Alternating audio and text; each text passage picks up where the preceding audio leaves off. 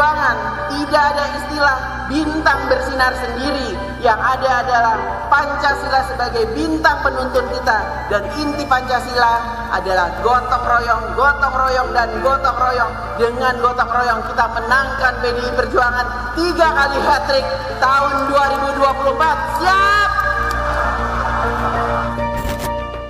Sudah jelas aturan PDI Perjuangan itu, kata Ibu Mega nggak boleh main 2 kaki, kan jelas itu.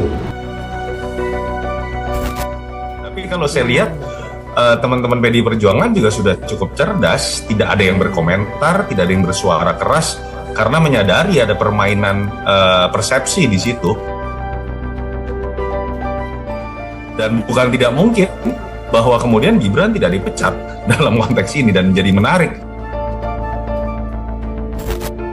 Bagaimana Gibran yang katanya kader PDI Perjuangan pernah membuat video mendukung Ganjar dan PDI, ternyata malah beralih menjadi kader Golkar, bersalin rupa dari merah ke kuning dengan seketika, sekejap saja. Benar-benar luar biasa. Etika apa yang sedang dipertunjukkan oleh keluarga Jokowi?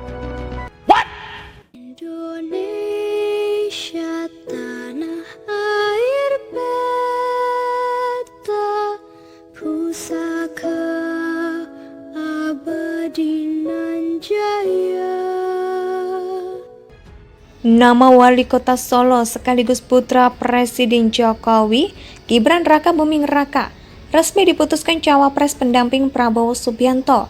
Gibran disebut sudah pamit kepada PDIP, tetapi belum mengundurkan diri secara resmi. Presiden Jokowi juga merestui putranya maju dalam kontestasi Pilpres 2024. Sementara itu, Ketua DPP PDIP Puan Maharani melontarkan sindiran, teman jadi lawan yang bertambah banyak. Apakah ini akhir hubungan PDIP dengan Jokowi? Atau apakah ini cuma permainan politik Gibran yang jadi umpannya? Beberapa hari sebelum dideklarasikan, Gibran sempat hadir dalam Rapimnas Golkar. Agenda Gibran berlanjut menemui pimpinan partai politik pengusung baca pres Prabowo atau Koalisi Indonesia Maju. Berturut-turut Gibran menyambangi Zulhas PAN, Yusril Iza Mahendra PBB, dan AHY Demokrat. Seluruh pimpinan partai koalisi menyatakan tidak keberatan dan mendukung Gibran sebagai bacawa pres Prabowo. Gibran juga menyatakan sudah menghadap kepada Puan Maharani, Ketua DPP PDIP, dan menyampaikan kemungkinan dirinya ikut dalam kontestasi Pilpres 2024. PDIP sendiri melalui beberapa sumber menyatakan meski merasa sakit karena ditinggal oleh orang yang dulu mereka dukung mati-matian dalam Pilkada Solo 2021, namun tidak masalah. Jika diurut histori dukungan PDIP kepada Jokowi dan kedua anak dan menantunya, maka sudah 7 kali keluarga Jokowi mendapat kepercayaan PDIP. Jokowi 2 kali wali kota Solo, sekali gubernur DKI Jakarta, dan 2 kali presiden RI. Sementara Gibran sekali wali kota Solo, sedang Bobi Nasution wali kota Medan. Megawati selalu mengatakan kepada seluruh kadernya sudah yakin dan mantap ikut PDIP. Kita sering juga mendengar pernyataan Gibran menjawab hanya ingin tegak lurus dengan PDIP. Bahkan terakhir, FX Rudy mengatakan adanya rencana serius PDIP menyiapkan Gibran pada posisi gubernur antara Jateng atau DKI Jakarta. Artinya apa yang kurang yang diberikan PDIP kepada Gibran? Yang mungkin yang tidak tertangkap layar mata maupun telinga publik adalah adanya pengaturan tingkat tinggi di belakang layar. Agak aneh memang jika mendengar informasi bahwa Prabowo dan ketum sekoalisi mendeklarasikan Gibran sebagai cawapres. Kita tahu Prabowo awalnya masih ragu-ragu, usulan nama Gibran juga muncul dari relawan Jokowi atau Projo. Padahal diketahui nama Gibran tidak ada yang mengusulkan saat dilakukan muara di daerah-daerah. Lantas mengapa tiba-tiba muncul? Salah satu partai yang menggugat batas usia minimal adalah PSI. Dan diketahui dalam tempo sesingkat-singkatnya, ketum PSI berganti dari Giring kepada Kaisang putra bungsu Jokowi menjelang putusan MK. Kaisang pun mengatakan sepintas bahwa dirinya mendukung jika Gibran menjadi bacawa pres.